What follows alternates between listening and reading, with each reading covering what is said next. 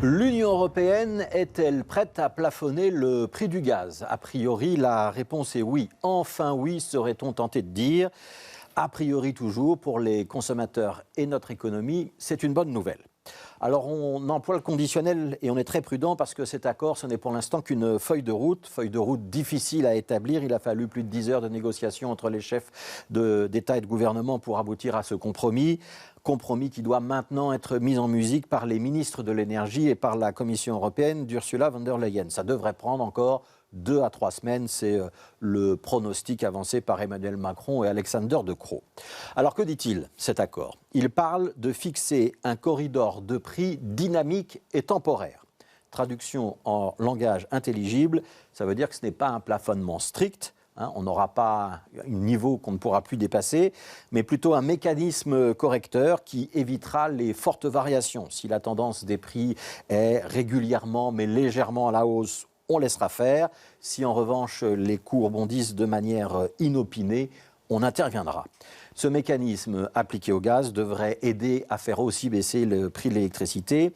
Et les États membres ont encore convenu qu'à l'avenir, 15% de leur achat en gaz passerait par un achat groupé, un achat collectif. C'est l'Union européenne, la Commission, qui négociera donc un prix d'achat pour tout le monde, avec là encore l'espoir de faire baisser les prix. Alors ces mesures, elles n'ont pas l'air de grand-chose, ça ne ressemble pas à une révolution, mais il a quand même fallu convaincre les États les plus réticents, en particulier l'Allemagne, qui craint qu'avec des prix bloqués, certains voisins, russes par exemple, ne veuillent plus vendre à l'Europe et préfèrent aller vers des continents où on acceptera de payer le gaz au meilleur prix.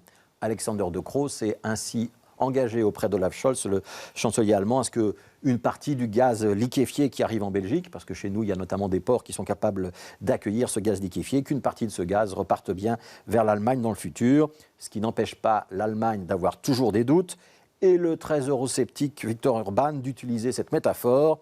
Plafonner le prix du gaz, c'est comme aller au bar et dire au barman qu'on va payer sa bière à moitié prix. Ça n'arrivera pas. On peut toujours faire confiance à Viktor Orban pour être constructif. C'est donc un compromis à prendre avec beaucoup de conditionnels et beaucoup de prudence. Et d'ailleurs, les chefs d'État et de gouvernement se sont donné la possibilité d'arrêter le mécanisme à tout moment. Mais il y a quand même un signe encourageant dans cet accord et une confirmation par les marchés. C'est la baisse effective du prix du gaz sur les marchés européens aujourd'hui. Alors 6% en moins, mais le mégawattheure est désormais coté à 116 €.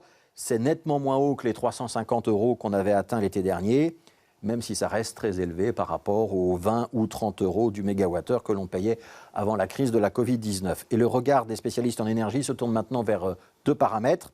1, la météo, est-ce que l'hiver sera rude ou pas? Et 2, l'Asie, est-ce que la demande dans cette partie du monde va être en forte hausse, ce qui pourrait avoir un impact sur les prix dans les prochains mois. Question subsidiaire. Est-ce que vous, consommateurs, vous allez profiter de cette baisse des prix si elle se confirme dans la durée? Oui, mais pas tout de suite. Les fournisseurs vous vendent aujourd'hui du gaz qu'ils ont acheté il y a 3 ou 4 mois, au moment où les prix étaient encore au plus haut. Il faudra donc attendre 2 ou 3 mois de plus pour que la facture du consommateur reparte vraiment à la baisse. Et plus nous ferons des économies d'énergie d'ici là, moins la demande sera forte et plus on a une chance de voir significativement baisser les prix.